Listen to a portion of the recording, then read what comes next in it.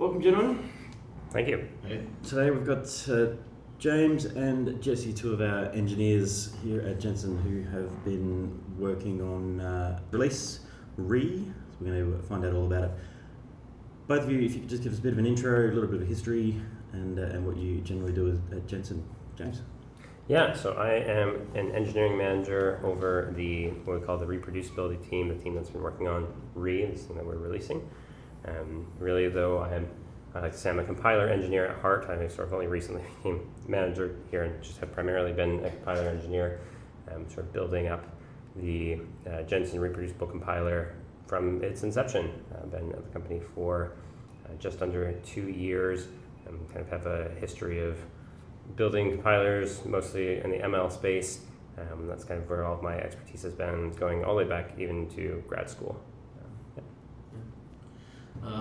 So I'm Jesse. I'm Gensyn's first solutions engineer, which is basically just a fancy term for learning about our tech and talking to other people about it and figuring out if they have some benefit from using it. My initial focus has primarily been looking at REE and understanding what it can do, and we're already talking to people about using REE in neat ways. So I was a technical recruiter before this, but I've been programming in my free time for 6 years now. So I'm happy to be doing what I'm doing right now. Fantastic, paid to learn. Yeah. Awesome. That's a bit of a novel one today. We're actually all in the same room for one of the very rare occasions, so it's going to be a lot of fun. We have now launched REE out into the world. Why don't we go through what exactly REE is on a fairly basic level for people to understand? Great. So REE stands for Reproducible Execution Environment. The sort of less basic take there is it's a toolkit for people to do bitwise reproducible computation of machine learning models. To break down what that actually means, if you look at any given machine learning model and you run it twice, even if you give it exactly the same input, typically there's no guarantee that you're going to get exactly the same output. You might get pretty close, same genre or whatever, but certainly there's no guarantee that you're going to get exactly the same output. And what REE does is it kind of flips it on its head and it says, well, unless I change something, I want to get exactly the same output. As programmers, this is something that we depend on a lot in our just everyday normal functions. We expect that if I call some function with the same input twice, it better give me the same output. But for some reason, this expectation just doesn't exist in machine learning kind of broadly, and we think that it should, and that's what REE is here to accomplish. Yeah. I mean, I think if I was to say it just in any slightly different way, I think it's just like if I had to dumb it down for myself a month ago, I would just say repeatability. Like you can't get repeatability in any kind of reliable way with the systems and processes that the industry has sort of accepted. And with REE, you can do that not only in the same kind of like device, so you can get repeatability on the same device, but we also have a mode where you can get reproducibility across a bunch of different hardware architectures. So, and I don't think that exists anywhere else. Yeah. My favorite example, just intuitively, of this is if you were to be given a math problem that says 1/3 plus 1/3 plus 1/3, you would of course say, well, the answer is 1. But then if your teacher were to ask you, okay, I want you to do 1 divided by 3, then you'd go and you'd sit, right, 0.33333, right? And then they say, okay, now do that again. Okay, now what happens if you add 0.3333 plus 0.3333 plus 0.333? Well, that gives you 0.9999. Well, wait a minute, that's not 1. And so this happens all the time in computing with like floating point math, and often it's they can be inconsequential, but in the machine learning graph, you have examples of this where one computer will say, oh, I'm doing 1/3 plus 1/3 plus 1/3, and the other computer says, well, I'm doing 1 divided by 3 plus 1 divided by 3 plus 1 divided by 3. And so at the end of the day, all of these little things have added up so that you get slightly, or in some cases not so slightly, but different results. And it's just little things like that that can sneak in, and it's those kinds of things that REE controls for to make sure that they can't kind of sneak in. Why is this important to people? Why do we need this? I mean, I think there's a few different kind of obvious use cases. I mean, for people who have followed Gensyn for any amount of time, you know that we think about machine learning in a incentivized environment, which also means that people want to cheat. If people want to cheat, you need some way to catch them cheating. If, with the problem that James just talked about, like if you get these small divergences that compound over 1 billion operations, you can't prove anybody was right or wrong. So that was sort of the initial motivation for building this thing. But really there are a lot of other kind of commercial opportunities that make a lot of sense. Like I know James had mentioned that, you know, hedge funds, they have to keep track of, you know, the reason they chose to make a trade for what, 3 years? 3 years is what I was told, yeah. 3 years after the fact. And they have to have some kind of means to like point back and say, we made this trading decision because of the output of this thing, output of some system. If you can't reliably have that output from ML, it's basically just kind of like losing a lot of like auditability with the general problem. So I guess like, I don't know, if I was to summarize it, I would just say like financialized ML or any kind of ML workload where being able to repeat it has some kind of value to you, whether that's back testing or getting audited. There's all sorts of different things. Even just like testing what changes you're making in like the product development phase. Absolutely. And I would add, if I'm being cynical, you know, I think we've all sort of heard this expression that we're living sort of the post-truth phase, right? Because you have these models, they can generate things that look extremely real. You can't really know exactly what's real, what's not, type of a thing. And while, you know, unfortunately REE doesn't solve that problem for everything all over the world, what it does is it makes it so that we can have some element of what I want to call objective truth or ground truth. I can prove that this model will always do this thing given this input, right? There's no variability, there's no beating around the bush, there's no cheating, like Jesse said, where you can't say, oh, well, you know, my agent just gave me this answer, so obviously that one's right. Well, your agent gave you that one, oh, well, maybe that one's right. This allows you to say, no, I can prove that given this exact input, this model will always give this output, and therefore I can prove why this model gave that output.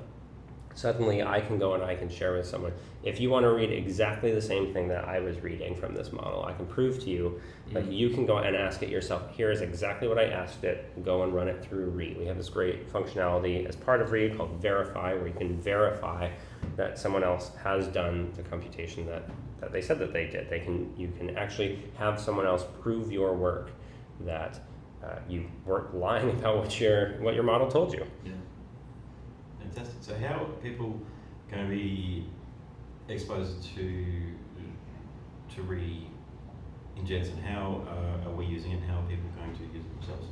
Absolutely. So we have, and what was released today, is we have an open source repo where everyone is welcome to go and take a look. It's Gensyn AI/REE. And in there we have just a neat little Python script that you can go and run, and it will launch you into this little interactive thing that you can pick a model that you want to run, you can give it a prompt, and sort of behind the hood, the technical details here, so to speak, are it will pull down a Docker image, which is what we actually call REE. It'll build this container, and then this contains all of the actual like reproducibility magic inside of it.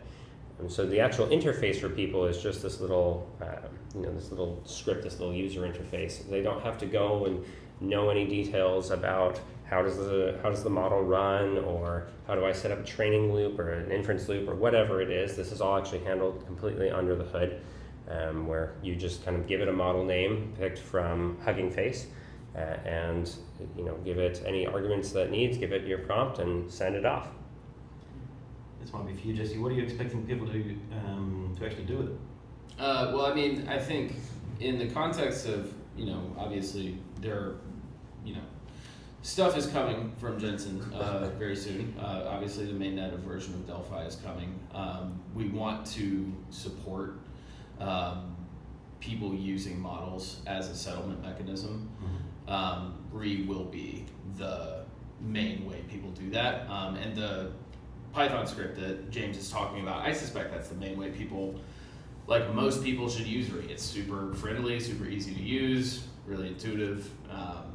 I mean, beyond that, there's all sorts of stuff that people can do with REE. I mean, I've spent the past, I guess, nearly a month now just like seeing what sort of crazy things I suspect people might do. More or less, you can create reproducible AI chat. You can do reproducible tool calling agents. There's really your imagination is kind of the limit. And really, because everything's in the Docker image, it's not hard to make a little Python wrapper library or insert your favorite programming language wrapper library, and just go off and build a bunch of reproducible AI, like programmatic stuff as well. So yeah, it's lots of stuff, I guess, is the answer. Fantastic. Sounds like a lot of fun for the hackers. Yeah, definitely. Brilliant. What do you want people to take away from REE once they've used it or find uses for them? Yeah, I would say for me, like, again, sort of, I don't want to call this a buzzword, but we often hear that there is a reproducibility crisis, right?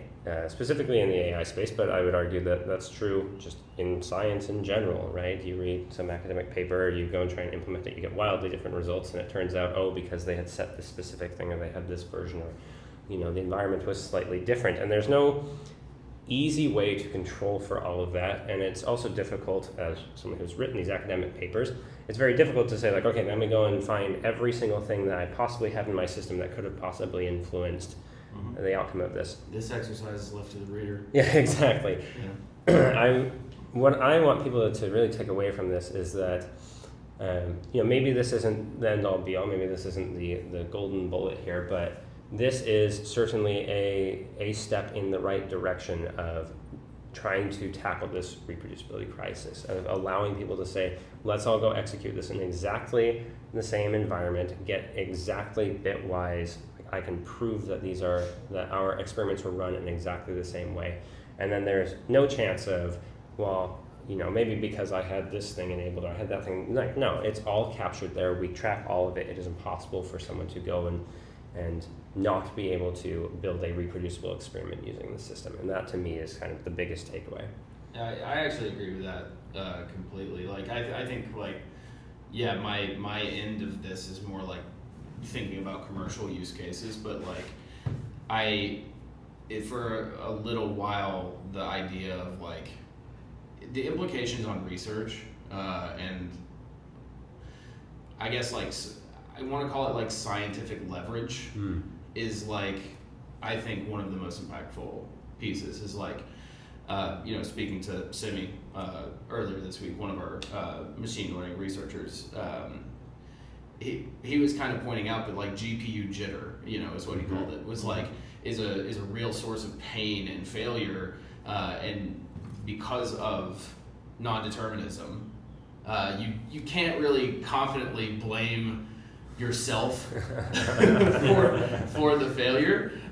You have to. It could be something about your setup that's wonky or weird, that's causing the failure, and I think that just takes away your ability to reason about the stuff you're doing when you're working with these complex models. So, I just long-winded way to say, yeah, same. I'm always happy to blame my computer. That's totally fine. I'd like to be able to reliably do it. Yeah, there you go. The really basic version of what I'm getting here is it's going to allow people, models, to be able to say, I did exactly what I said I did. Yes. And you can believe that or recreate it. Yeah, and you can verify it, right? You can always go and run it, as well as you have the proof to back up everything that you're claiming, right? So there's no chance of, I'm reminded of back in my CS classes when I submit my homework and the teacher, I get a bad grade on it and they're like, yeah, it didn't run. I'm like, it runs on my machine. Yeah. Suddenly this is no longer a problem. Right? I'd love to get rid of that. And maybe as someone who taught classes once upon a time, get rid of that excuse for my students as well.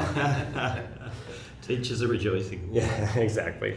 Brilliant. Xavier, you said one thing. This is a little more kind of forward-looking, but you said humans or models, right? I do think there is an interesting forward-looking angle, which is if you have some environment where you have agents doing stuff where they need to prove what they're doing, REE is like a shoe-in opportunity for that, because it's any other agent could go check another agent's work. Any other human in this environment could go check a particular agent's work. It's not, I don't know, I think, I don't want to necessarily encourage bot traffic, but I think that there is something interesting there. I just don't know what shape that looks like. I mean, that works into the whole future of the agentic economy and Right. agents acting completely autonomously. Mhm. Right. And they can obviously run these reproductions far quicker than you and I can as well. Yeah. It's a fantastic lead, and I was about to ask where you see REE going in the future, whether anything you can talk about what Gensyn's planning to do with it, or where other people may take it. Yeah, so as Jesse mentioned, for those who've been following Gensyn for a while, Delphi is sort of the kind of something that's very prominent in all of our minds, and I think anyone who follows us is probably pretty prominent in their minds as well. The idea of being able to reproducibly and provably show that work was completed in the way that was promised is very important to us. It is a huge sort of financial incentive for us. And so even if we look slightly more abstract and say, Gensyn is the decentralized compute network, you need to have some mechanism of proving that your data is safe in Gensyn, that your work is safe, that you as a participant in the Gensyn network, that you are being treated fairly. So everything that Gensyn stands for and builds, all of this comes back to this idea that we have to have this kind of reproducibility mechanism. So I know it's not super hyper specific about a given product, but rather that is, this is the thing that kind of underpins the entire mission that Gensyn stands for. Yeah. I mean, honestly, I don't think I have a ton to add to that. I think I would just agree that it speaks to sort of everything that we as an organization kind of broadly stand for. And really kind of pre-release. I mean, we had to do it at some point. Yeah, of course. But I mean, before this, people didn't have any means, even inside of Gensyn, to reliably repeat ML. Now they do, both inside and outside the company. We're going to do other cool stuff with it internally that you all will see eventually. But No leaks. No leaks. yeah, I would say if you're really interested in seeing how we're using REE, maybe stay tuned sometime in the next few weeks. But that's as much as I'll say on that. So I get to keep working on that thing. Fantastic. Excellent. Thanks. It's super exciting to see what's coming up, guys. Thanks so much for that. Thank you. Just want to remind everyone where they can go and start exploring and playing around. Yeah, absolutely. So everything's on our website, Gensyn.ai. I believe it's Gensyn.ai/REE. That's REE. You can find all of the docs. You can find all of the getting started guides.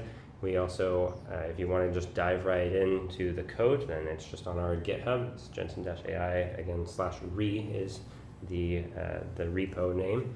We've got a bunch of getting started guides there, some awesome documentation from our documentation wizard here, and yeah, everything that you would need to get started. And of course, with it being sort of an open source project, we're open to contributions to any of the, sort of the user scripts or things like that, or if people have specific use cases, we would love to hear them. We'd love to sort of broaden that support. So please get involved. Come talk to us on the Discord.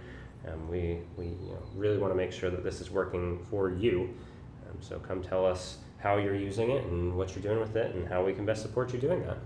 Yeah, and I think the only thing I would add is, if you're somebody messing around with it, and you have, any kind of use case that feels maybe outside of the bounds of what REE provides you right now, and you want to talk to somebody about that, like I'm happy to be point of contact for people who want to provide product feedback or just get a clear understanding of what we're thinking about doing next. So, yeah. Fantastic. So Jensen.ai/REE.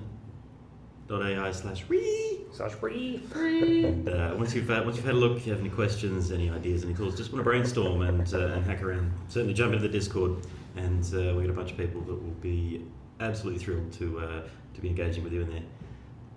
Thank you both very much, gentlemen. Thank you so much. Thank you. REE.